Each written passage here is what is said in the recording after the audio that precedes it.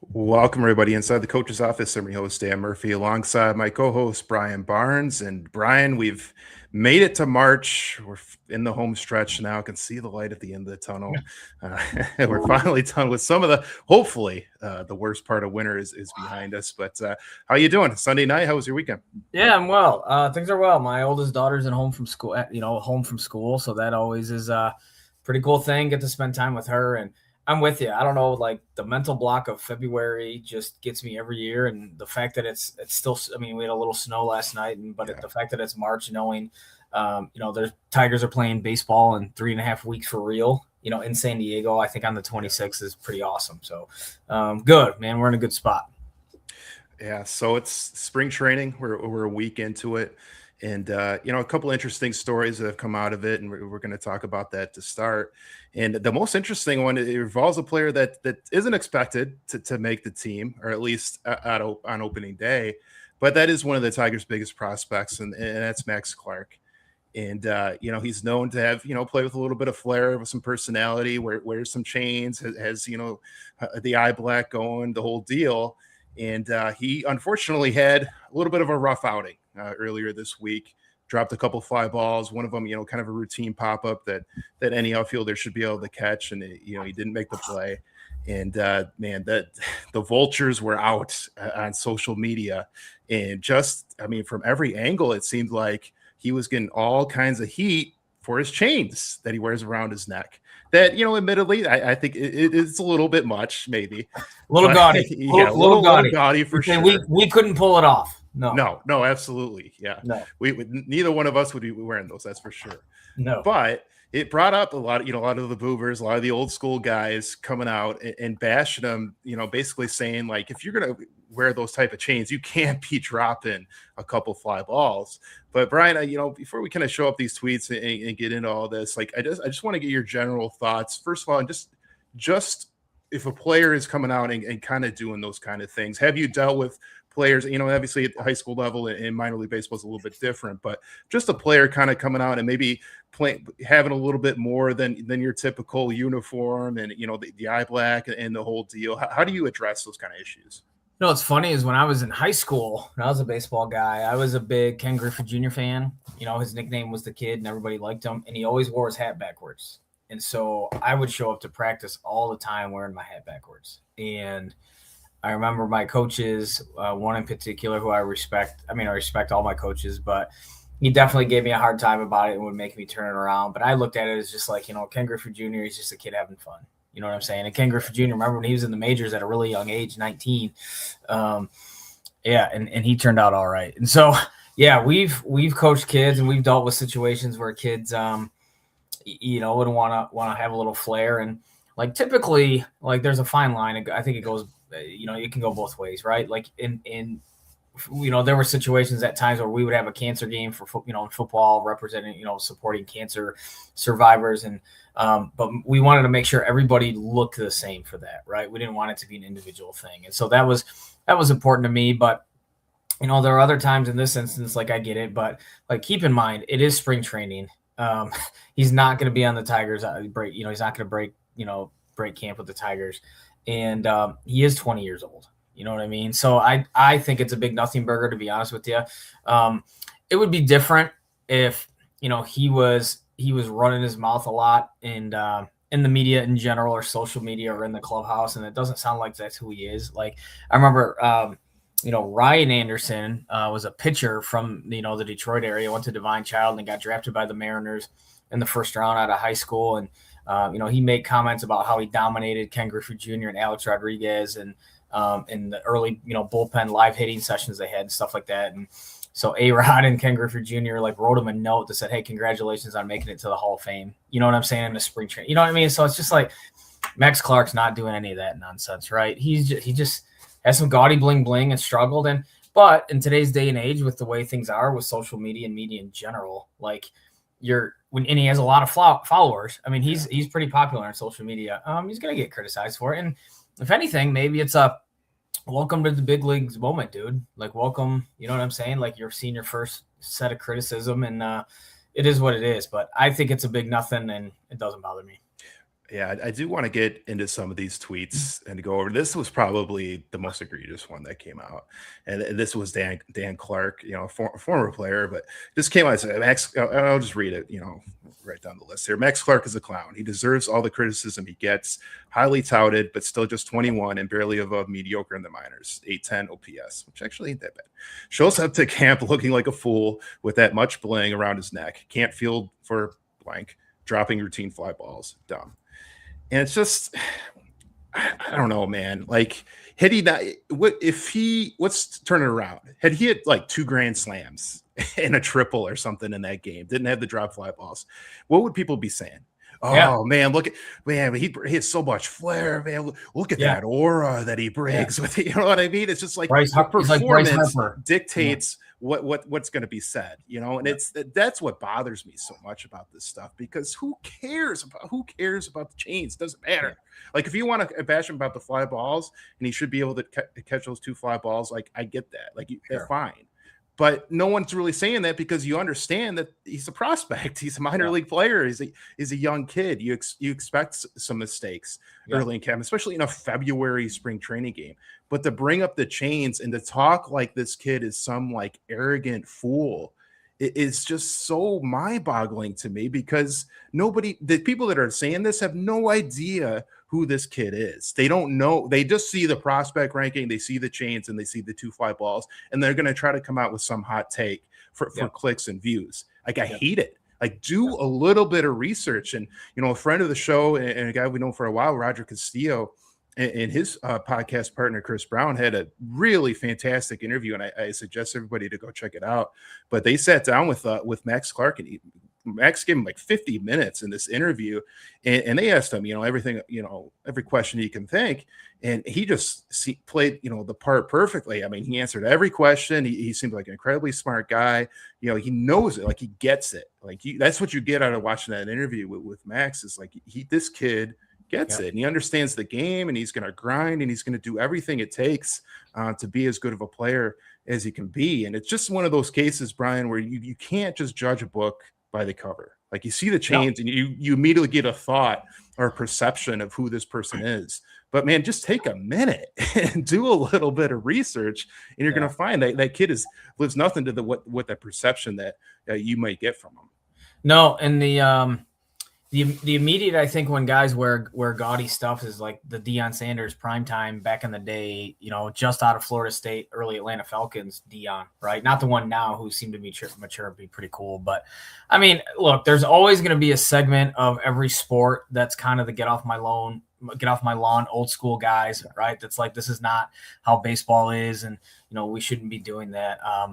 I mean, I think of one of our buddies who softball guy being an umpire, like, a guy's, waving his bat in the batter's box and he rings him up, you don't disrespect the game of softball. Well, maybe Dan Clark is obviously thinking Max Clark is disrespecting the game of baseball. And we don't, again, like you said, we don't see it that way. If he hits 330 in a couple of years and is an all-star, nobody's going to remember this. They're just going to think it's something pretty silly, but then again, it's this, February, March, not a whole lot to talk about with baseball. And it's lonely at the top, as they say, right? When you're a highly rated prospect, like, there's only one way to go, and that's going to be down. Like, people are nitpicking at you and that sort of thing. But to me, again, it's a whole lot of nothing. It doesn't bother me. And it would bother me if, again, he was, making some inappropriate comments and on the media or whatever, doing off the field stuff that isn't right, and being a clubhouse cancer. But we don't hear any of that stuff. There's none of that stuff. There's or if he was talking trash to the pitcher before the game or something, like, something along those lines. There's none of that stuff. No. He just wears chains. Like, it's not that big of a deal. And I want to play this, Brian. This was an interview that he did with WDIV Channel 4 locally here in Detroit area. And, he talks a little bit about, his, coming up through the minor leagues with Kevin McGonigal, and then he gets in a little bit about the eye black and the chains and the headband and everything. Just trying to slow the game down and use them as help has been great. I don't think it's any coincidence that your locker is right next to Kevin McGonagall's. Is there a certain kinship in going through this with him? Oh, 100%. I mean, Kevin and I have known each other since we were 15. We've been playing against each other. Then we won a gold medal together. And then we started in the FCL together, went to low A, went to high A, went to double A, and just continued to win. And that's what this organization's about. So having that guy by my side is a damn good roommate, I'll tell you that. AJ has said that he doesn't want to put pressure on you guys. How do you maybe go through that yourself, making sure you're not putting pressure on yourself? I think it is a little bit of both. Like last year, I know that I wasn't necessarily like myself when I came over to play, right? Like no jewelry, no eye black, nothing. So this year, like I just trying to be myself. The best version of you on the field is the best version of yourself. No point in trying to be somebody else. Just go out there, put your best foot forward, and compete. The first day walking in, a little bit of jitters, but like let's get it. I'm ready. So that, I found it interesting what he said. There's like, I got to be myself. And that was something that Hinch said, a couple of weeks ago when he kind of did his, interview tour with the media. He was talking about McGonigal and Clark. And he said, I just want these guys to come up and be themselves. I don't want them to come up and feel like they're, intimidated and have to be something that they're not. Like they've made their way through the minors. They're some of the top prospects in all of baseball for a reason. I just want them to come in and be themselves. And that's what Max Clark has been, and I don't know, man. Like, that's the other part. Like AJ Hinch has shown in his career, he has no problem benching guys or taking them to the side and giving them the business, right? A little bit like he did it with Javi Baez. I don't know if it was last year, maybe the year before, if you remember in the dugout. And like AJ Hinch has no problem with Max Clark, whatever, having some jewelry. And, there's probably still people that are going to look at Max Clark and like they didn't like the fact that his arms are all tatted up. Like, what? I mean, okay, whatever. It's like not our business. Like, we just want, like, you know what I'm saying? Like, just like develop as a player and be ready, for the Tigers as soon as you can. And that's really all we need as fans. I think it's a whole lot of nothing. I think it's easy for people to, get on the internet and social media nowadays and criticize whoever they want. And that's really all it is. Yeah, and he mentioned, coming up through the minors with McGonigal, and that's something I wanted to bring up too, because I think these two guys are always going to be compared, and that's going to be tough on Max Clark to constantly be compared with Kevin McGonigal, because I think we're starting to see it just even early in spring that Kevin McGonigal is not your typical prospect, even your typical top tier prospect. Like this kid's different, man. Like this kid is different. He is a hitting machine. He was given the first 80 grade by Baseball America for his hitting tool. I believe it was the last time they gave it to was Vlad Guerrero Jr. So that gives you just an idea of what this kid is capable of being. And for Max Clark to constantly have to be compared with that, I think he might become a little bit of a victim of McGonigal's rare success at this level. Yeah, he could, and I think that's normal and natural. And I think the media is like looking for a story, and that would be an interesting story. They will, right? And hopefully, like, because we've seen situations with guys where that happens. Like I remember one of my favorite books and movies is Moneyball. Darryl Strawberry and Billy Beane were drafted in the same first round, and they were compared all the way through. And Billy Beane couldn't hack it, and Darryl Strawberry did. And Billy Beane talked about the pressures there, but I don't get the sense that Max Clark's makeup is like that. Because it looks. I mean, it's very early in spring training still, but it's looking more and more like McGonigal is going to be on the opening day roster and the opening day starter. And so you're right. Max Clark won't be a Max Clark thing, but hopefully it's a situation where, again, Clark a year or two down the road or even at the end of this season is, up and getting some at bats and get some playing time and being a part of the organization sooner rather than later. But I'm sure throughout baseball's history, there's been situations where guys, they felt that pressure and then they go somewhere else and they're able to develop and, without that pressure, and then they're successful. But I don't foresee that being the case. But it looks like to me, like his makeup is like he's excited for that challenge. You know what I'm saying? Like he's excited to like, okay, like, all right, I'm going to compete and we're going to be, we're going to be teammates for a long time. It looks like they know each other well and seem to get along. So, I mean, that's a positive sign for the Tigers. And, Max Clark came out the other day and put out a tweet, basically, saying that I'm paraphrasing, but basically that this is just going to fire him up. That just, it just, Yeah. it's just going to add fuel to his internal fire, hearing the criticism and all that. And that's how he should take it. And, I saw a few tweets coming out, oh, he's already getting in his head. He's reading the comments and all that. But I'm like, I don't think that's what it is, man. I really think it's just fuel for his internal fire, and this is going to just keep him going.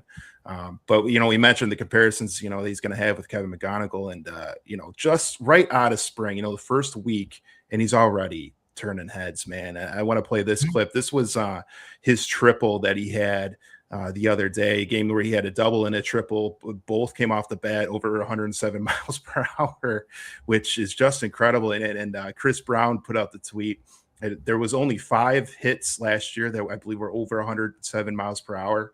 4 of them from Riley Green, 1 from Gleyber Torres. McGonigal had 2 in the same inning the other day. This was his triple. And what comes out to me, man, that really stood out, I didn't realize how quick he was. You're going to see him fly around the bases here.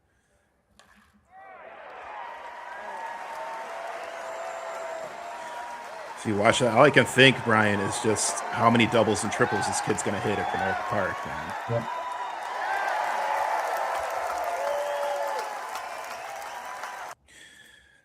So, I mean, I thought, okay, they're giving him we talked about this last week. It seemed like AJ Hinch and the team are giving him every opportunity to win the spot, to win the shortstop spot. And he's definitely not disappointing. Like we saw him hit. We saw him hit in that game with that triple and a double. He also had a walk in that game. And then today's game, which was actually the first true Tigers telecast. Yeah. It's nice to hear Jason Benetti and Dan Petrie on the telecast today. It was and they had very much looked like close to an opening day lineup. Tarek Skubal was on the bump today. Really fun game to watch. There's a lot of spring trainings are kind of, your typical spring trainings, but there are always a few that kind of stand out. And when you saw the lineup today, this was one of them. And, McGonigal didn't have any hits today. He was 0 for 2, but you texted me, you were watching the game, man. Like he had some plays at shortstop. Like fortunately some plays are getting, grounders are getting hit to him. Yep. And he's making the plays, man. He looks like a veteran shortstop. Yeah. Like he looks ready to go. That's what stood out was the when he's turning the double play, you know what I'm saying? Like he just looked fluid and natural, and he doesn't look like he's 21 years old. Like he looks like comfortable and natural. And it was just, that's why I texted him. I'm like, man, like he doesn't because I think you always worry as good as a hitting grade that he is. Like I think that's the one area of the development that comes later, especially when he will see a lot of major league pitching every day, right? So he's going to have his ups and downs, right? But that's the best part of his repertoire right now, is skill set. And watching him field and just look smooth and comfortable in the way he moves, I'm like, man, dude's ready. Yeah, dude's ready. And we talked. It was actually our first interview with Clay Snowden, but he was really adamant that he thought he'd be fine playing defensively at shortstop. And there was a lot of talk last year as McGonigal was going through single A and then at double A at Erie, just that he wouldn't be a shortstop coming up in the major leagues. That he would be a second baseman, and there was, or possibly third. He played a little bit of third in the Arizona Fall League.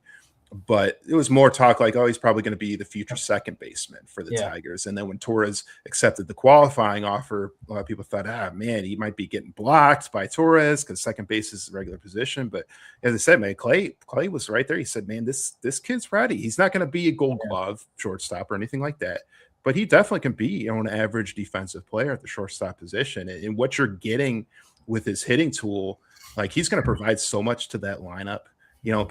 Whether he's hitting towards the back of the lineup or if he's, at the top of the lineup, near Torres, he's just going to provide some great at bats. And we saw in that clip in the triple, he's going to provide some speed as well. Mm-hmm. Well, I think we sometimes forget as fans, especially when it comes to players that are in the minors for baseball and hockey, like he should be a junior in college. Like if he was in college, like look at how you look at junior, you know what I'm saying? Like sophomore and junior players in other sports, right? And you're in your mind, you're like, okay, there's no way they're physically ready for the major leagues, right? Or the professional level. Like a lot of these guys don't have their man muscles yet. Yeah. You know what I'm saying? But Kevin McGonigal has his man muscles. Like he's fully developed and ready to go. Like that's a difference too. Like he's He physically is ready. And I think sometimes when, as fans, we talked about like maybe he's more comfortable at second base. I think because we feel like he's not fully developed yet. Like he's still a kid, but like no signs of that. Like you watched him and you look at him, he's like physically, he's like,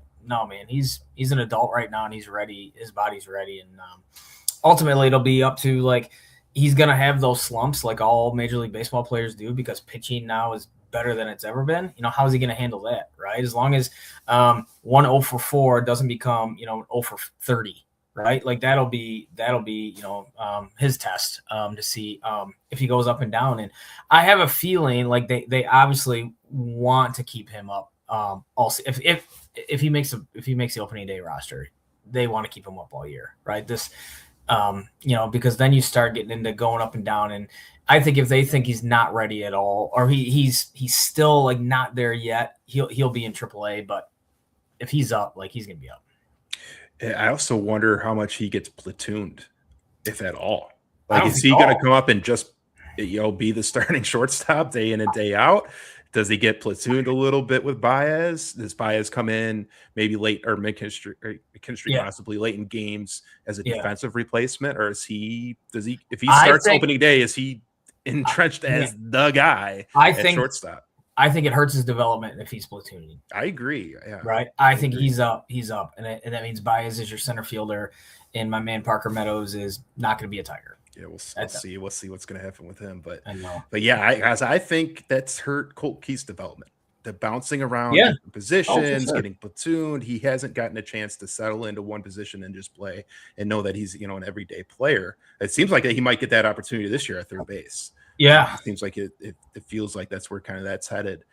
So we'll see what the case is with Colt Keith, because I feel like he could be one of those guys that kind of breaks through and has a big breakthrough season this season. But don't kid yourself. Well, like when you bounce around and you got to focus on that stuff, it's gonna affect your hitting a little bit. Yeah, like not the technique or skill set or anything, but like your mind, right? I mean, it's not like you're not like, if you're not sure you're an everyday guy, it's going to mess with your mind a little bit. And well, think about being a young player in Colt Keith's position and waking up every morning. It's game day. You don't know if you're playing or not. Yeah. You don't know what position you're going to be playing. Like, I think that's tough, and I think that's been tough on him. So hopefully he's solidified at third base, and if McGonigal does win the spot at shortstop, I think they should just let him be the everyday guy. At the position. Is there anything else? We're only a week into spring, but is there anything else that has kind of stood out to you? Before we got on that, when looking at our show sheet, that was one I wanted to talk about. Obviously, was McGonigal. That was an obvious one, and then slightly under the radar, and I hope it's not anything big. And the Tigers thank goodness, they have some good pitching depth, right? And they lose Reese Olson for the year, and like Troy Melton got shut down. Yeah. I know that's been kind of under the radar a little bit because I know everybody's high on him going into this season. And so it doesn't seem like that's going to be a long-term thing, just has some inflammation, but I guess could be kind of concerning. But it's nice that they have the depth where you can kind of like, all right, let him, he's still pretty young, 23, 24, right? And we were fired up about him in the postseason. We really liked his makeup a lot. So that could be concerning, but it doesn't seem like it is. But something to look at and watch for the next couple of weeks and months. Yeah, because this is how it starts. I mean, I hate to say it, but this is how it starts, and then it progresses, and then he's still got inflammation, and then he goes sees he used to always be Dr. Andrews down in Alabama. I don't know who the main guy is now, but they go see that doctor, and then he's. Next thing you hear is Tommy John, 18 months. I'm hoping that we're not down that road, but this is always that first step down that road. So Dan, is there another position in sports though where you hear injury and you immediately think the worst? Like I can't think of another position in sports where you hear an injury and we go to those thoughts. Right? Knee. I think knee in any sports, football especially. I think. A guy leaves with a knee injury, especially. I mean, this is kind of obvious, but anytime it's a non-contact, sure, you immediately think either Achilles or knee, depending where they're grabbing it. So non-contact knee and any injury of the arm for a pitcher, like those. Yeah, elbow specifically. I mean, shoulder too, but really elbow specifically because If they're having pain in the elbow, it's like I said, man, that's the first step, and it usually ends in Tommy John, which I hope that's not the case. Like, I'm just thinking, man, this is my kind of X factor for the Tigers season, more specifically, late in the year and into the playoffs, is if Job and Melton are coming out of the pen and they're healthy. Yeah. Like those, you can have two firearms that are legit throwing, who knows after the injuries in that, but could be throwing 100 miles an hour. And you pulling those guys out of the bullpen, that's huge. Along with the veteran guys that they got at the back pen already, Hinch can use these guys any way he wants to. Like, that could be a huge, huge X factor for this team if those guys are healthy at the end of the year.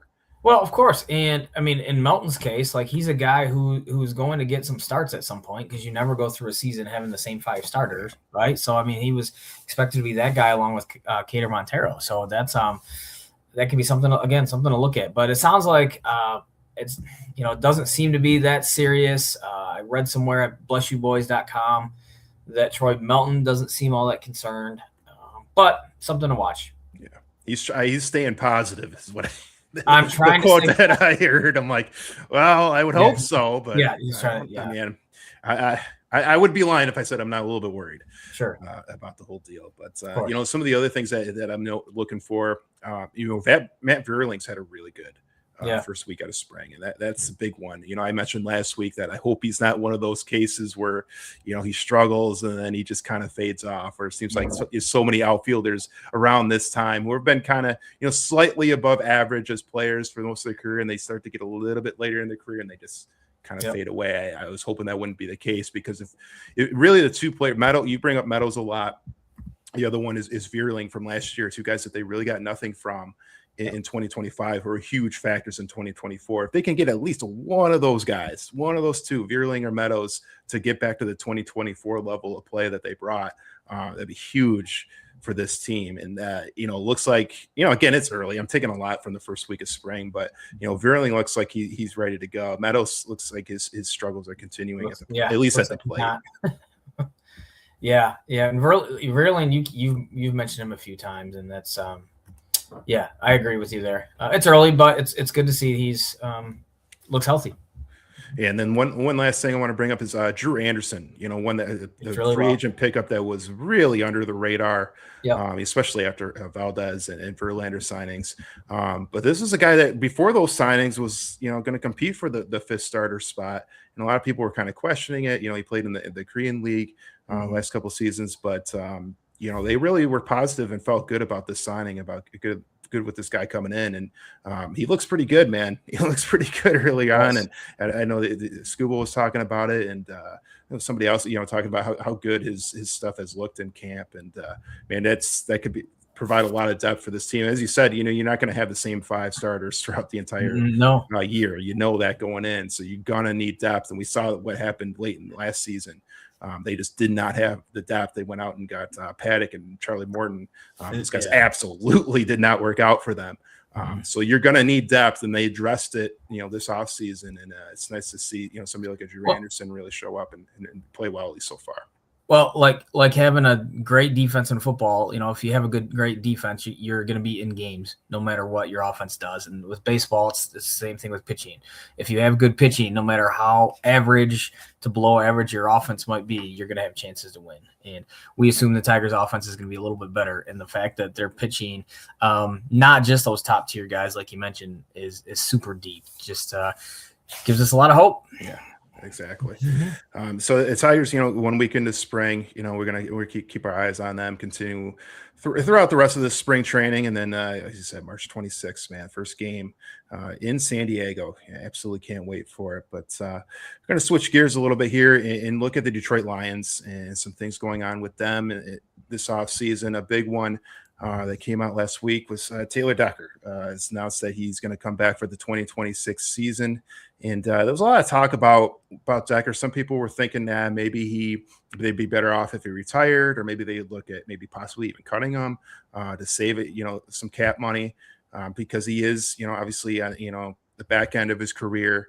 But Brian, I think you and I both agree on this one. And I think this was a big move for them, for him to come back and solidify that left tackle spot. It's just one less spot at least for this coming season, that they have to concern themselves with trying to fill. I think that's the thing. Like, depending on what their strategy was going to be, if Taylor Decker did retire, like, were they going to go hard in free agency to look for a left tackle, or were they going to draft somebody?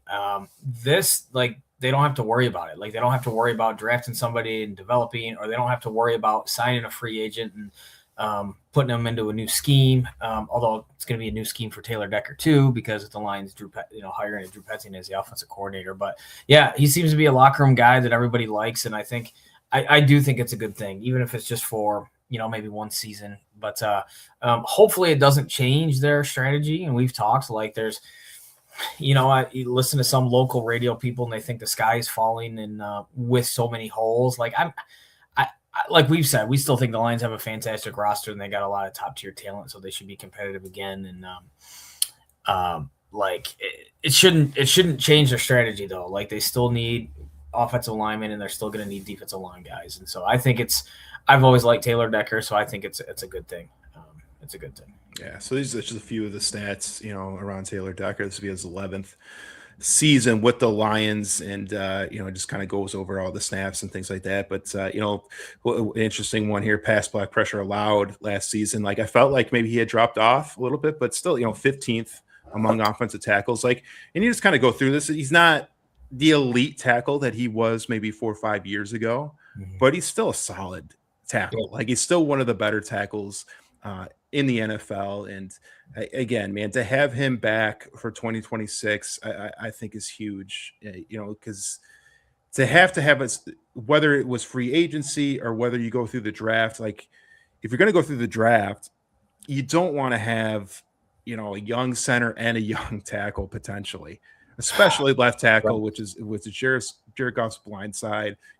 Goff's not a mobile quarterback, as we've gone over a million times. Like, you want a veteran at that left tackle spot, and to have Tucker back, I think is huge. Yeah, and I still think he's a really good run blocker, and I think with Drew Petzing, the Lions are, he's the big 12 personnel guy. We've talked about and heard about it, and you get a solid, really good run block. You're keeping a really good run blocker still, and that's they think that's how they think they're going to win games. So good. I mean, a good day.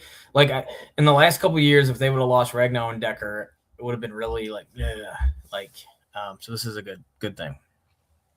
And who knows? I still wonder about Ragnow. Like, if there's any chance, who knows, man? I think maybe that ship has sailed on that one. But if there's no talk about Ragnow coming back, or it's just like assumed that he's gone, like, you still got to wonder about that whole Thanksgiving time period and what the heck was going on there. Yeah, because there wasn't like rumors going into that week that he was coming back. No. You know what I'm saying? And so, like, yeah, what was it? Did he have a change of heart? Just weird. Just all weird. It's bizarre. We really haven't heard anything, because we haven't. It wasn't even like we heard anything like, oh, yep, the injury. He's not gonna be able. He's not gonna be able to come back, but he'll be back next year. Like there's none of that. Yeah, you didn't hear that, or vice versa. Like, the injury, like, it made it clear to everybody and himself that it's over. It's over. Yeah, over. Right. But you didn't hear that either. It just kind of went away, and no one really talked about it anymore. No. Super bizarre. If he doesn't come back, or there's no talk about it, like, it's gonna be one of those weird Detroit sports stories of like, what really happened there? What was going on there? Really bizarre. You wonder. I mean, I've heard this. Like, if the Lions' record was better at Thanksgiving, is he definitely coming back? Right? You know what I mean? Like, who knows? No, he seems like the type of guy that wouldn't make that decision based on their place in the standings, though. Right? Like, he doesn't come off as that guy. But you never know. Yeah, I wonder if he's playing in that Pittsburgh and the Minnesota game on the road if they win those games. Yeah, and we could be looking at a totally different scenario. Who knows? Hopefully we find out, in the next month or so, or hopefully sooner than that. Anything revolving right now on that. But just the way it feels, man, it feels like that's it, man. It's over. That ship has sailed, and at least with Decker coming back, that at least solidifies the left tackle position for this season. I still think they're going to need to use. I wouldn't imagine they'd get a free agent. Free agent's going to not come here and sit for a season. But in the draft, I think still, whether it's a first-round pick, second-round pick, I think they're going to have to use a high pick on a tackle for the future, because it's just not a position you want to leave unattended, or fill with some journeymen. Like you need somebody that's solidified and a solid player. And Decker, he is wearing down a little bit. He's, his better years are behind him. He's still one of the better tackles in the NFL. So, personally, I'm glad he's coming back. A guy that, there's been some questions about, and, story came out today from Fowler of ESPN had put in one of his stories that David Montgomery had wanted out, and that the Lions might be looking for a day 3 pick in a trade. And then Montgomery came out and tweeted shortly after that story came out, and just basically, this says right here, damn, Demo said that. Basically just being like, yeah, that's completely fake news. It's false. I did not say that. But I wonder, Brian, like, if there's some smoke here, is there some possible fire here with these things coming out? Because it just feels like this story's not dying. Like, even though Drew Petzing came in and we had heard reports that, he had met with Montgomery and told Montgomery that he was going to be a big part of this offense. And we have talked about, what Drew Petzing's offense is like, a lot of 2 tight end sets, a lot of, between the tackles running, he's a really, genius when it comes to the run scheme and things that he can do. And we thought, okay, we're done with this David Montgomery talk. Like, he's going to be a big part of this offense, but the story just will not die. And it was kind of a firestorm this morning of, people going back and forth, and you saw the stories going around, and this is a big thing that I want to talk about too, is just, stories coming out and then it just, everybody grabs it. Like, they all make their graphics based off the one part of the story, and then it's everywhere. So but even if it gets retracted shortly after, the majority of fans and NFL fans had just seen that one story. Oh, David Montgomery wants out. Oh, he wants out of here. Oh, they got to trade him. And that's just the talk. And a lot of people don't see the retraction of the story or David Montgomery himself, giving his rebuttal. So it's a frustrating thing for me from this morning, just from a journalism perspective of how things like that go. And we see it, gosh, do we see it in politics all the time? It's just awful, but you see it in sports as well. And it just drives me crazy. But Brian, we saw this morning and just kind of everything that has gone on with David Montgomery going back to last season. Like, what is your general thoughts on him? Do you think like this is overblown, or do you think there's a little bit of fire to this? Well, I always wonder, when journalists have their sources, like what was it that they heard that gave them the confidence to run with something like this? Like, was it something simple as Jeremy Fowler hearing, maybe David Montgomery had a meeting with the Lions brass, and toward the end of it, they said, if we can't guarantee, X amount of carries a game, maybe that's something we should visit the possibility of a trade. It could have been something like that. And then Fowler, he wants out. Like who knows? I mean, technically he's not wrong that if David Montgomery said, hey, if this isn't a good fit, not me, not getting 15 carries a game, then let's explore a trade. Like, maybe, Fowler took that and ran with it. Like, we never know, right? You don't know nowadays. And so, no, I think, I think it was 2 years ago, obviously, when it was with Ben Johnson, like, Sonic and Knuckles worked fantastic, right? The first couple of years, those guys were awesome. Last year, because Jahmyr Gibbs was so good, obviously, David Montgomery didn't get the amount of touches that he did the year before. Is it something where I think they could both work? Yes, but David Montgomery has the ability to potentially be a number one on a probably a handful of teams, if not more. I don't know. I'm not going to say half the league, but a decent amount of teams. And he's good enough to get more carries than he is. He's just stuck behind a generational talent, I feel like, with Jahmyr Gibbs, And so could it work? Yes. But again, fifth rounder, I don't know if that does the Lions much good. I mean, unless it's a cap thing where they're able to get some cap relief and they're going to, use that money other places. I don't know.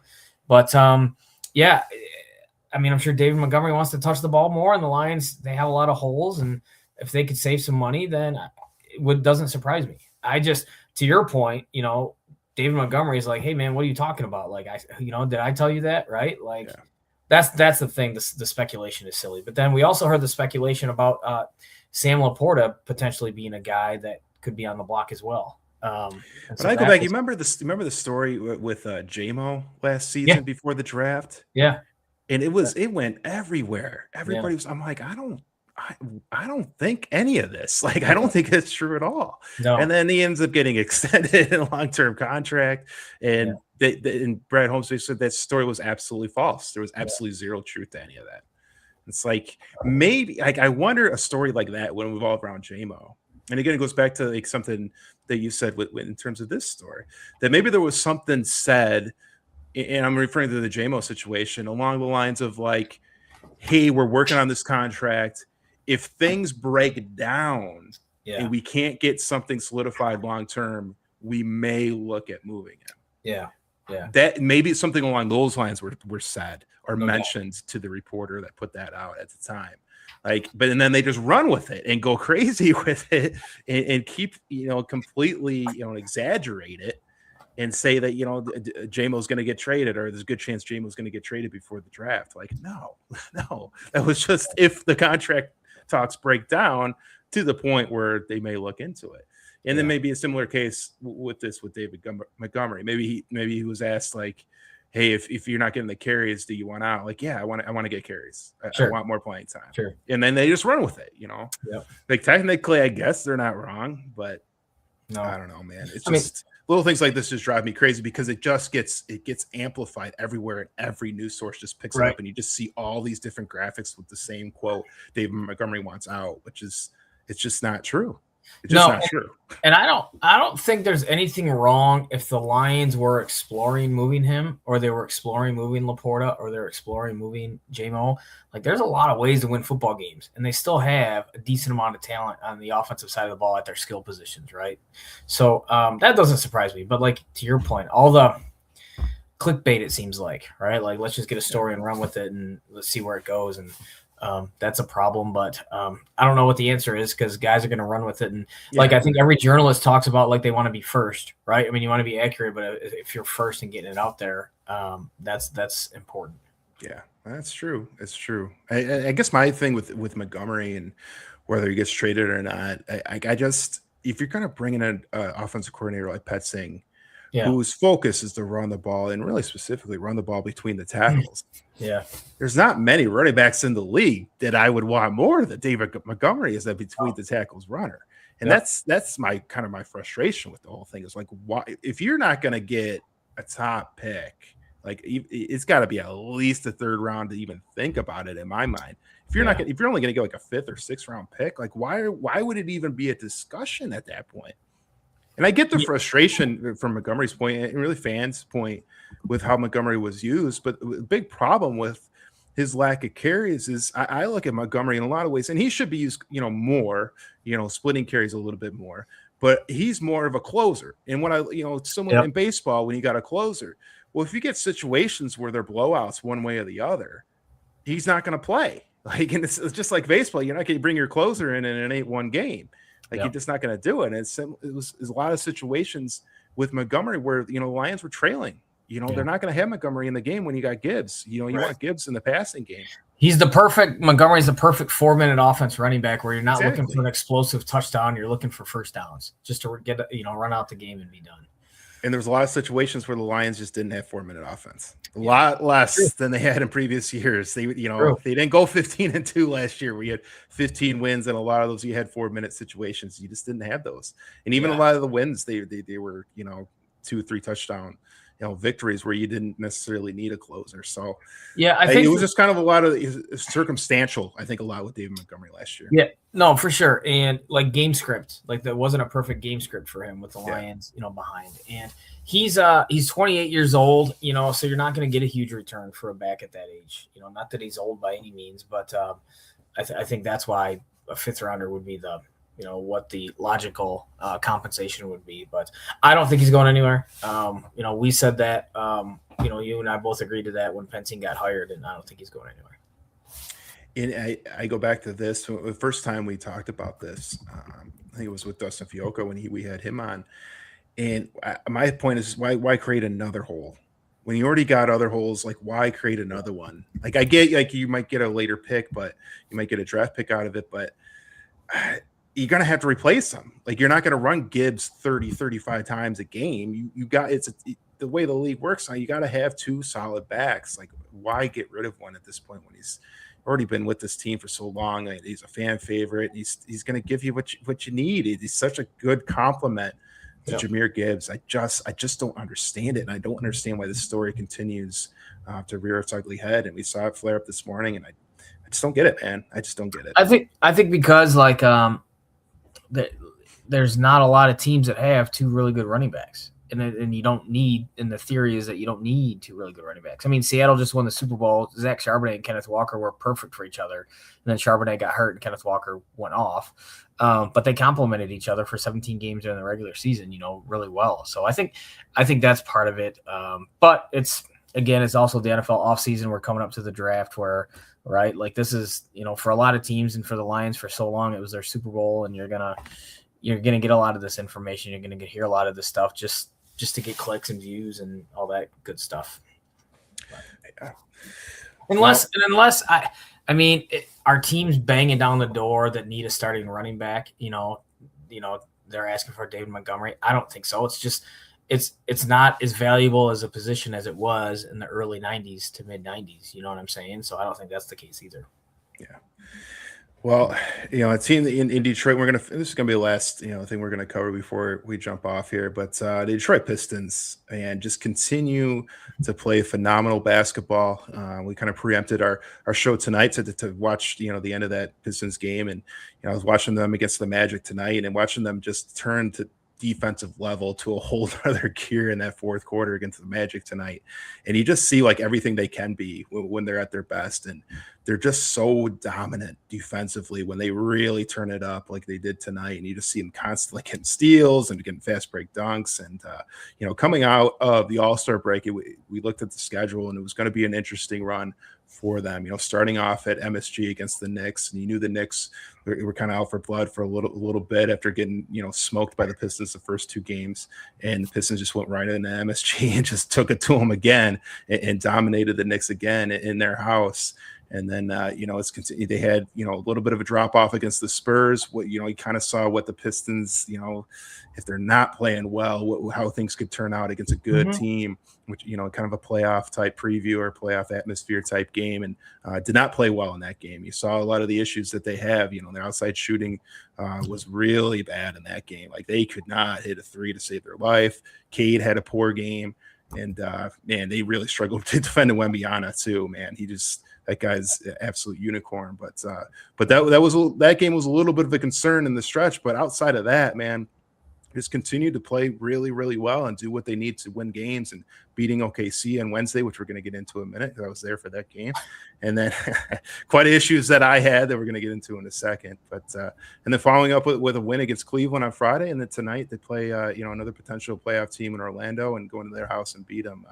Brian, I just want to get your general thoughts on the Pistons and where they're at right now. They have the best record in the NBA, but there's a lot of people still, skeptical. Is this team? Yeah, they're great in the regular season, but once we get to playoff time, is this team going to have the chops and have the ability to make a deep run and potentially maybe win an NBA title? Yeah, well, we've said it before, right? Like, the NBA playoffs are a different animal completely from the regular season, and feels like the game slows down a lot and the possessions mean more, especially toward the end of the game in that half-court offense, right? And to your point, last year, Cade, as good as he was, like, there were times he turned the ball over against the Knicks last year in the playoffs, right? And if he has a shooting night like he did the other night, like you mentioned, against San Antonio, like, who are they going to get their scoring from then in the playoffs? Like, who is the go-to guy? Like, that's what it's going to come down to, right? So whether it's likely they'll be the number one seed in the East, and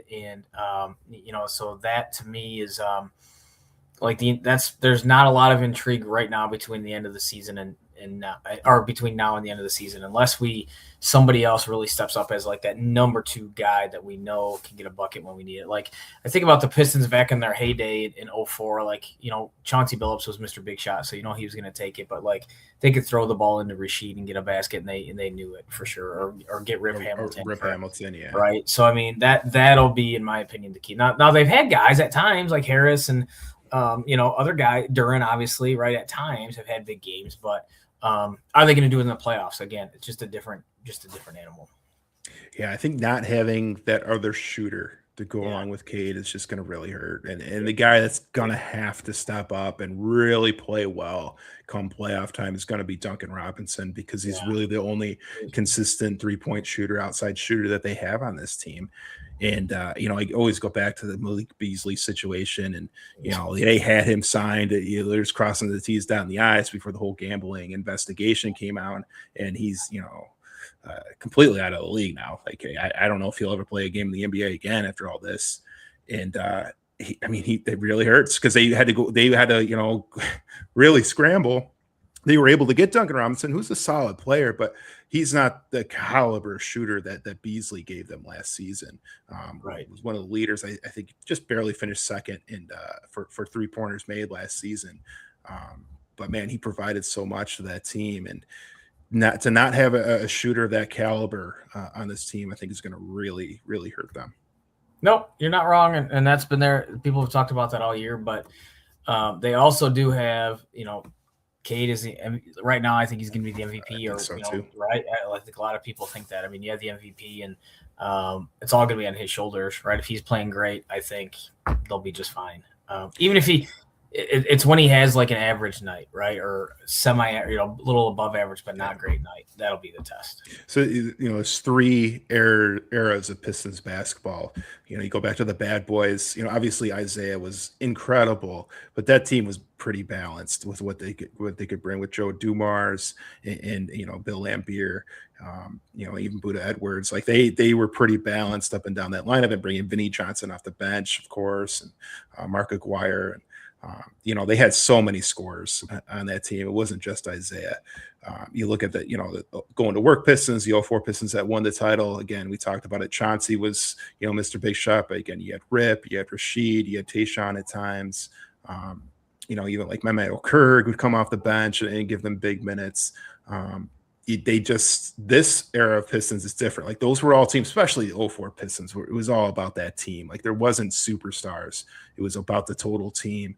This one's different. Like, this one's different. We're not used to it. Like, it's all going to be on Cade. Like, it's on him. Like, he's going to take the team, and he's going to carry them as far as they possibly can go, and it's going to be on his shoulders. And I think we got to adjust to that as NBA basketball fans, because we're not used to that. We're used to the balanced teams, and this is not the case. This is a superstar-driven team by Cade Cunningham.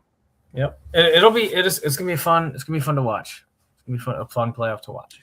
Yeah, and I was excited.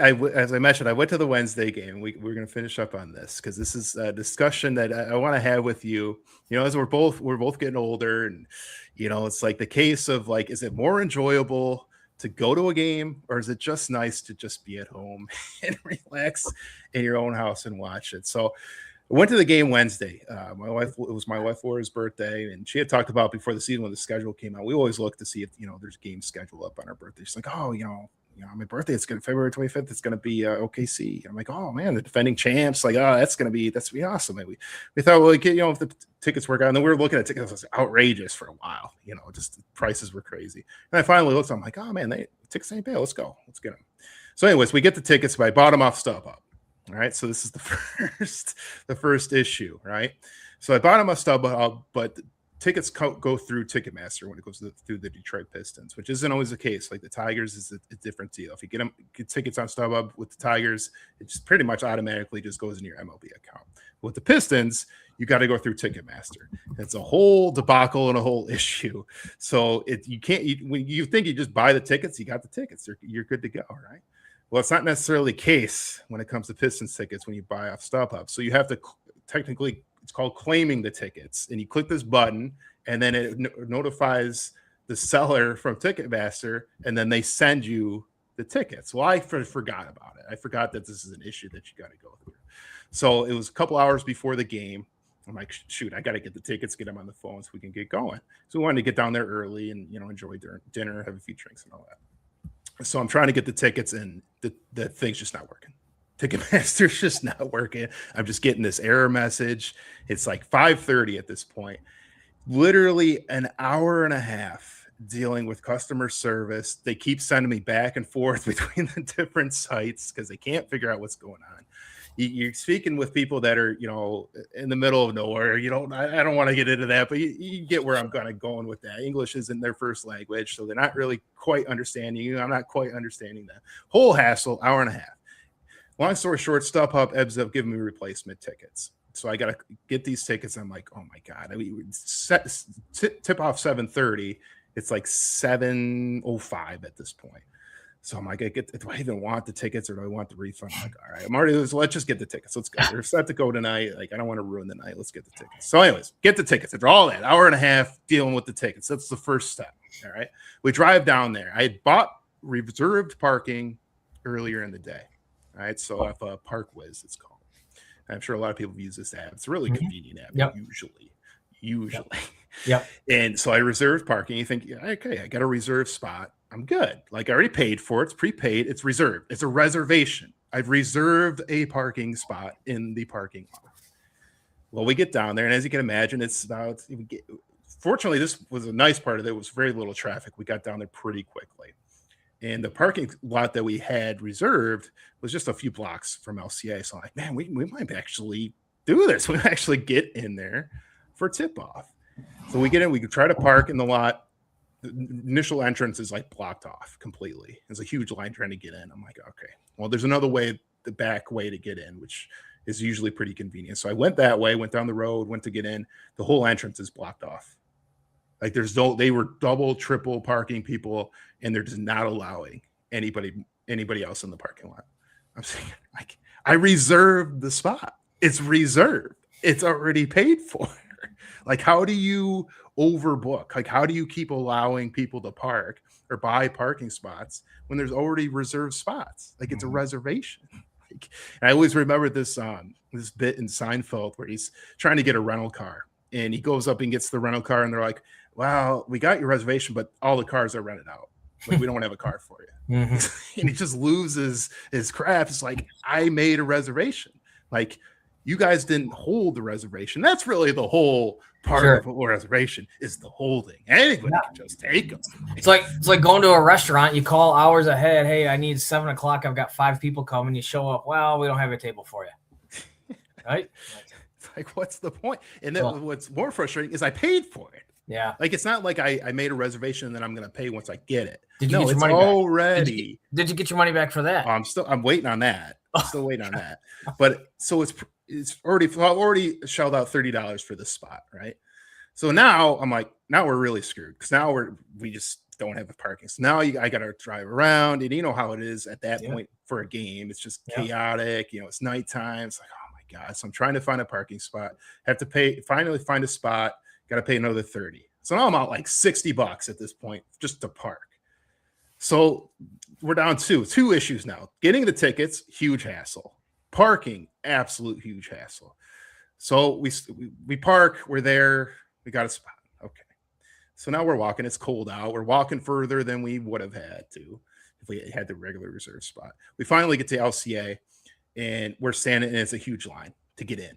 So now we're standing outside in the cold, which we already had walked, several blocks. And now we got to wait in line to get in, because like 2 of the metal detectors weren't even active.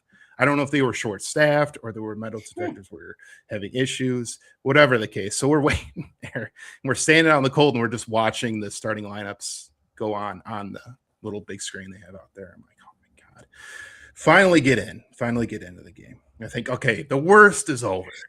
The worst is over, right? We're in the arena after all the hassle with the tickets, all the hassle with parking. We're in the arena. We can enjoy the night now. We can take a deep breath and enjoy the night. Get to our seats. For whatever reason, okay, we were in the upper level, in the 200 level.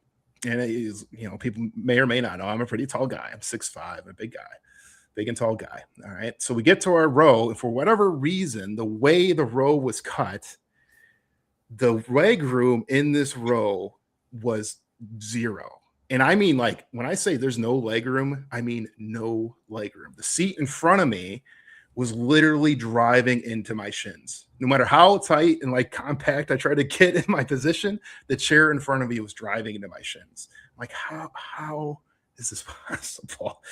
And I'm looking at the row in front of us. There's really not that many people in front of us, but the row behind me, would find out it was a 7-year-old because I'd hear it mentioned later. 7-year-old kid constantly kicking the back of my chair. So just like every cliche of like bad experience that you can have at a game, I had it like every step of the way.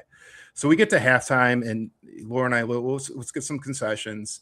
And when we come back, let's just go the row in front of us. So we get to concessions, hardly any lines.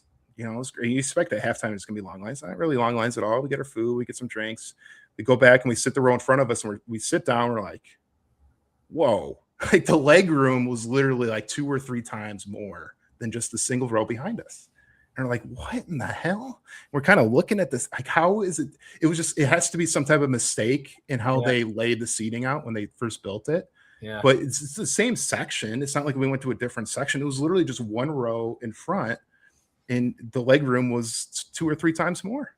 And I didn't have the kid behind me kicking my chair anymore. Right. And, you know, it was a really good game, and the Pistons ended up winning. And it's like the second half of the game was just like totally enjoyable. So it's like I got the best or worst, I guess, of both worlds and experienced the whole gamut of what an experience is, you know, at a game. And I did one part I didn't mention, you know, on the negative side, and it's something I want to get into with you, Brian, is really what the issue I want to talk to you about is, you know, OKC. Obviously, we knew SGA wasn't going to play. Yeah. He was, I think, this 9th straight game that he wasn't going to play. Legitimate injury. But at the end of the day, like their lineup, I think they said 5 of their top 6 scorers were not playing that game. And I don't know if it's a case where like they knew that, okay, SGA is not playing, our top player is not playing. We're playing in Detroit, one of the best teams in the NBA. This would be a good night to rest quite a few guys. Yeah. And I guess my question to you, Brian, we got a couple of things we can get into this, but the first thing with the load management, I want to get your thoughts on that aspect from a coaching perspective. When you're going through an 82 game season in the NBA, like, do you think load management is understandable in something that is excusable and is fine from a coaching perspective if that's how you're going to manage your team throughout a season? Or do you think something needs to be done from the NBA perspective to try to prevent this? Because, you know, like somebody like myself who bought tickets to go to this game, like I want to see the best against the best. Like that's why we got these tickets. This is why we went to that game, because we wanted to see a potential NBA Finals preview. And we obviously didn't get that because the majority of OKC's top players did not play, and most of it due to load management issues. So what is your take, Brian, when it comes to load management and the issue that is in the NBA? Yeah, you know, that I think it'll be a big issue when people stop showing up to games. That's when I think the NBA will change. But why are they going to change? Because people are still going, obviously, right? Like, granted, maybe you didn't know ahead of time, other than you know the MVP not playing, right? But like, you're not going to know 5 of the 6 guys aren't playing unless you really paid attention. I mean, the thing is but you're not going to know, not to cut you off, but you're not going to know until the day of. You're not. Like you're buying these tickets a couple weeks ahead of time at least. You're not going to know that there's load management. You might know possibly an injury, that, you know, a pretty legitimate injury, but you're not going to know load management until really the morning of the game. No, and that's what I mean, because of the gambling purposes too, and you're not going to know any of that. Like, no, if load management was a thing that's happened for the last 60 years, whatever, 80 years of the NBA, and hey, this is just our preparation for the playoffs, I mean, maybe you could justify it, but like Michael Jordan didn't. He would despise load management, right? Kobe would despise it. Look at this Pistons team. They don't mess around with that stuff. No, the bad boy. None of those. No, that's why. So that's why it sucks. I mean, that does suck as a fan, and it does hurt the product. But again, like any sport, like until it starts hurting the bottom line, you know, which is the money, I don't think the NBA has any incentive to change. Unfortunately, you know, it's tanking is the same thing, right? Tanking is the same. I mean, just it's the same thing, like, right? Like, until you put things in place, like now, I don't know, like, you know, is there going to be a fine if there's load management, or maybe you can only let guys load manage X amount of game? Like, I don't know. But then again, I don't know how you prove it, like a legitimate injury or you know, hey, just a load management type game, or, you know, didn't play coach's decision. Tanking's a little bit different. Like, I think that could be a bigger problem than load management. That really is hurting the integrity of the game. You know, like you're purposely not trying to win. I mean, I guess you could argue they both go hand in hand, right? But like, that's purposely not trying to win. So you could do something maybe like with the relegation, right? Like they do in European soccer and things Well, like that. that's pretty extreme. But It is I would extreme. say that Charles Barkley brought up a pretty good one. Like, and maybe this wouldn't change things too much. I don't know. But he said if you don't finish, I think it was if you're not a playoff team, you can't, or at least make the play-in game. You can't raise ticket prices. Like you're not allowed to Well, raise, that's raise interesting. ticket prices for the next season. Well, another one I heard was if you are the first team outside the playoff spot, so you finish 9th, you get the first overall pick. I've heard Well, that. it would be the 11th team because they have the Oh yeah, you play-in do. Yeah, game, yeah, so yeah, 10 yeah. So the teams 11th, technically. if you're the 11th team, you're fighting you're playing your balls off to like get to that spot. Like you're rewarded that first pick. Well, I think in terms of this, I mean, that would maybe help avoid tanking. Yes. But Yes. from a load management issue, I think that to change that, you got to change the playoff structure. Like maybe one and two seeds get in the conference get buys. Maybe. Because look at the Pistons, they're playing, Yeah. I mean, balls to the wall every night, and they should be rewarded for that. Mm-hmm. Like their reward, they don't have a reward. I mean, you get the one seed, Well, you get home okay, so court. I mean, if you go to a 7-game series with second round, third round, finals, whatever, you get the 7th game at home. That's really the only advantage they're getting. Yeah. When we're the best team all year, you should get far more. So than that. I think the first and 2 seeds should get buys. I think that's fair. And who's to say? I guess I can't go back and look at the history of every basketball game, but like a situation like I just got done saying, Pistons will probably be the number 1 seed, right? Who's to say their last 10 games, Cade's minutes are dropped like 8 minutes a game? Like he starts, right, and he plays his normal whatever, but like he significantly cuts back that way. That to me is more understanding than guys just sitting out. I agree. That's exactly how it should be handled. Like if guys are healthy, they should be playing. I think even that if happens. they only play 15, 20 minutes even. Yeah, but the fans want to see them. They want to see this. They want to see them come out for the starting lineups. They want to see these guys play at least a little bit. And for them, they're just the morning of they're not playing for rest. Like that's just, to me, it's almost like I wonder. Yeah, I mean, I don't know how you do it. Like if you started X amount of games, you have to, and you're healthy, you have to play 15 minutes, as your floor. Like you have to play. Well, the thing is, you can't.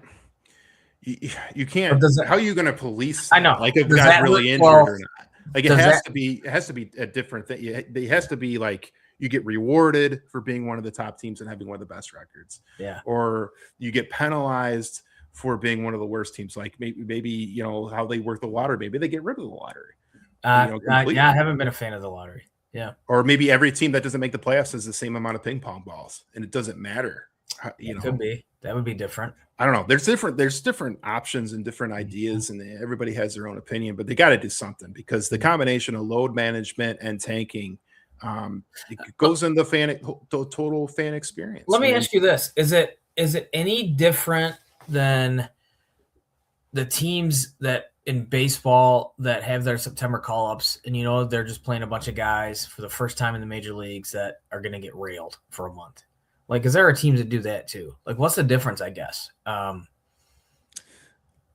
don't know the difference. That's not quite as much now in baseball because it used to be they would go to like the 40-man roster and you'd have this ridiculous amount of bullpen guys and They cut that down. I think it's 27 or 28. Yeah.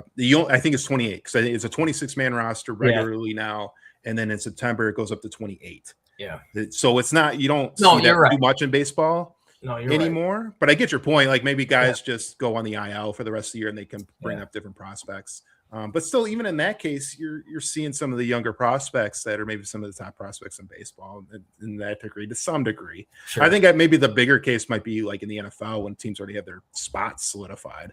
Yes. Like week 17, week 18, Yes. where guys aren't playing at all. Starting quarterbacks aren't playing. But as fans, you kind of know that. You can kind of see that going in. What was it? Was it a couple years ago when the Jets were in position all year long to get the number 1 pick, and then they won a meaningless game, and the Jaguars get the number 1 pick and take Trevor Lawrence, right? Like, if you're a Jets fan, you're thinking like, you wanted them to lose. Why the hell did we win that game? Like, who cares? Like, I get that too. I don't know. I don't know if there's a way to reimburse fans. I give them a free meal. Like, I don't know. I don't know. But, kind of getting back to, and I brought up the load management because that was a part of this whole deal for me that night. But just the total fan experience. And I go back to it. It's like, I really enjoy watching sports in my man cave. Like, I have a whole setup. I got a big screen TV, and then I got two smaller TVs above it. Yep. Like, I got a whole setup. Like, it's really comfortable and really nice. It's like, and then I have an experience like I did on Wednesday night. It's like, okay, do I really want to spend the money, do the whole deal with the parking, this is a really rare occasion for all these things to happen to me. Yeah. But it just kind of goes into it. Is it just more enjoyable just to watch the games at home? For us at this age, like, I think so. Yeah. I can't stand going to the movies nowadays because I know somebody's going to be loud on their phone and kicking my chair, like you said. I can't stand. I don't go to many Lions games anymore. Rarely, unless invited, really. I'll try to get to a college football game a year because it's a nice perk about coaching in high school is like we get a lot of connections that give away tickets a lot, but I only go to like one or maybe two. And I still think the obvious, like most fan-friendly sporting event to watch is a Major League Baseball game. Yeah. Like that's still my favorite. And really because I like to take my kids now, but I still won't go to as many as those because like you said, there's still parking. It's but at least it's the summertime and you hang outside is really cool. And I'm taking my wife to Wrigley Field this summer, so I'm excited about that. So that is cool. But I'm with you. Like, no, it's not like it was like, when I was younger, the thought of moving out of the Metro Detroit area, I always said like, no, because I can't just up and go to a Detroit sports event. Now I don't care. Now it's whatever. I can watch it and be cool. And, it's fine. So no, Dan, I'm with you, man. I mean, I'm curious if any of our listeners or we can get some comments on the site, like see anybody. I want to hear their thoughts. Is your worst fan experience? Yeah. What's your worst fan experience? And is it, what is you? Have you ever had, to me, I had the full gamut of issues that you can have in one night. Cause rarely do I would be honest, rarely do I have. No, issues. I mean, if you had but this was just a wild night where everything kind of went wrong. But have you had like a fan experience that was just like, man, this really sucked? The typical, like dudes shoving you, like fired up, so they give you a shove, or they're hammered and they spit on you.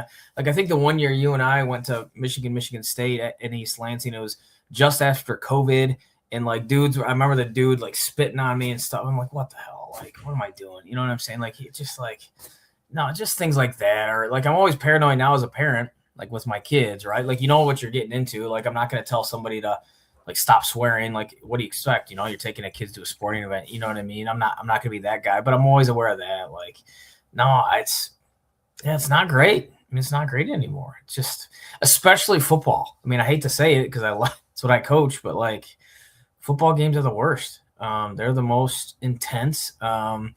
Fans typically are like liquored up ahead of time by a lot because of tailgating. And it's just, I mean, it's cool. I mean, of course that's cool in a way, but then it's also like at some point you're just like, oh man, this is not fun. I'd rather be home. I'd rather be home watching it.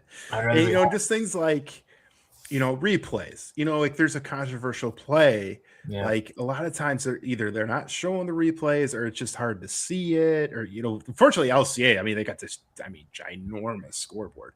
Yeah. It's actually pretty nice for replays in that. But a lot of times, especially like the college stadiums and that, like you can't see the replay, like you don't know what's going on or like there'd be stoppages in the game. The referees would be talking. You have no idea what the heck's going on. Like there's a lot of that type of stuff too, where it's like, there's aspects of watching it from home where you get a better understanding of what's going on, play in and play out, Yeah. Does it depend on the event too?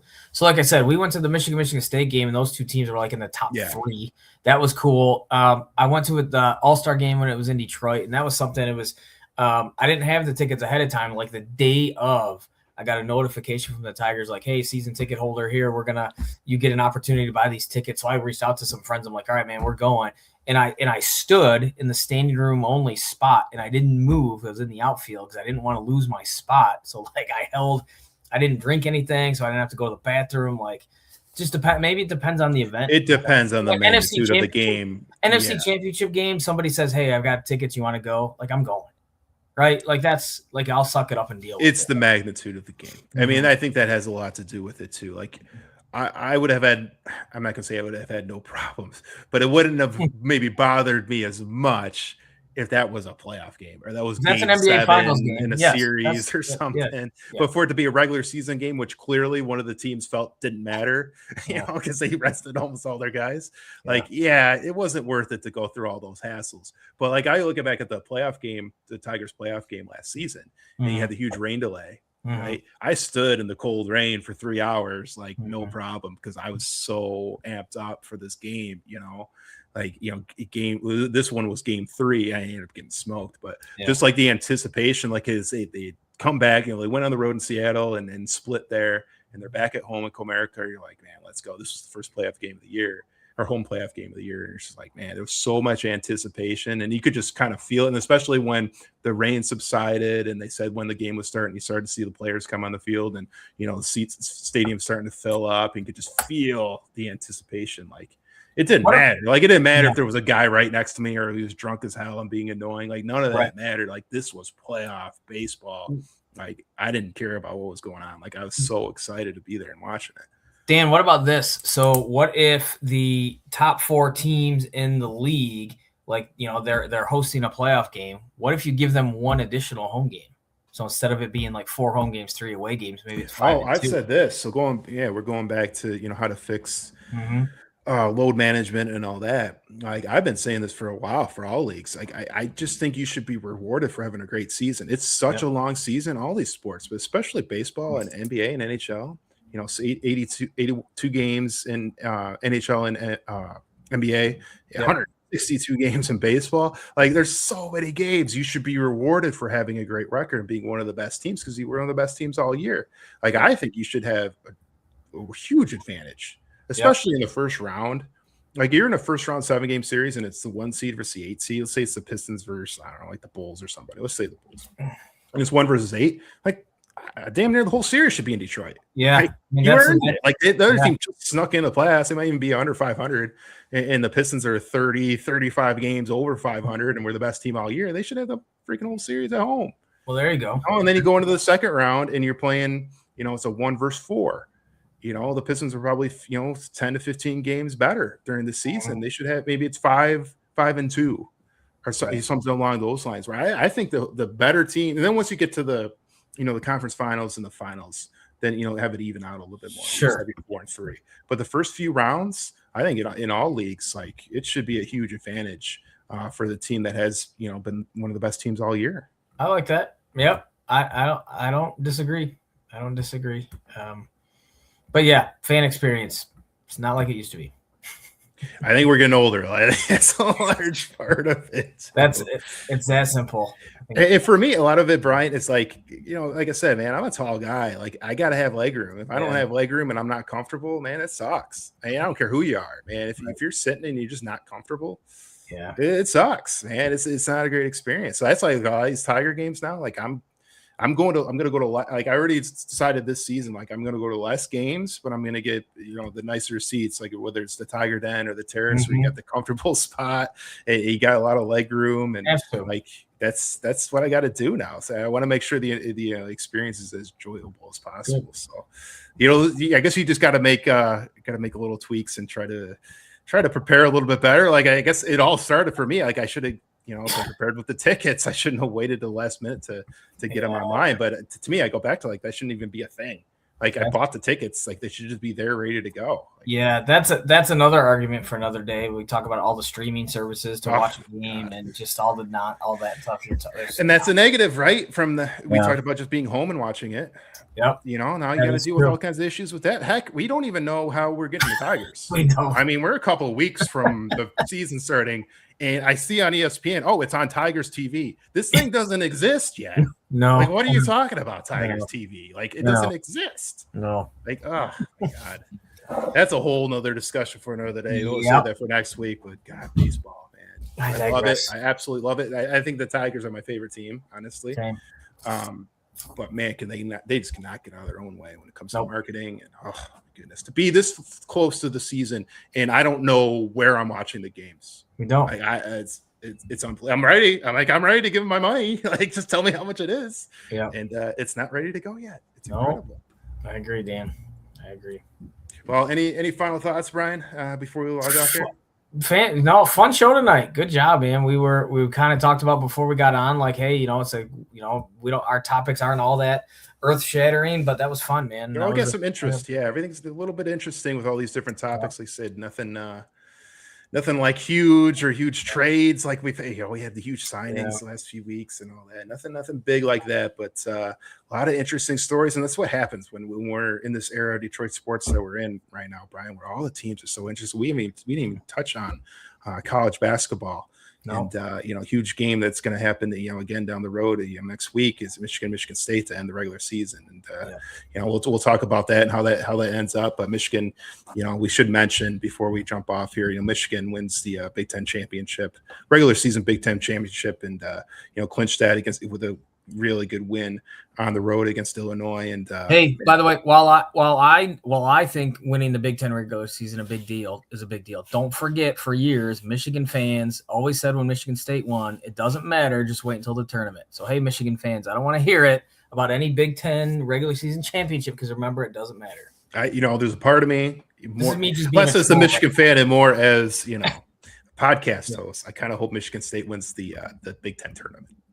Oh, that would you know what I mean? Because it's always been the opposite. It was Michigan State that would win the regular season. Michigan would win the tournament. I think winning the regular season is more. I do too. So even if Michigan State wins the tournament, Michigan winning the Big Ten, that's okay. But the shoot's going to be on the other foot, and Michigan State's going to be we won. Even if Michigan wins the first two regular season games, wins the regular season title, and Michigan State beats them in the Big Ten tournament, and Michigan State wins the Big Ten tournament, they're going to be claiming we're the Big Ten champs. Save this, because I was listening to the Field of 68 podcast, and they were talking about how they need to find ways to make November regular season college basketball games more interesting and more valuable at the end of the college football season. It was really interesting because they said they don't want it to just still be just like a March and April sport. It was pretty cool. So we got to talk about that next time when we talk more about college basketball. Next week, we're definitely going to get into some college basketball as we're getting near the end of the regular season, and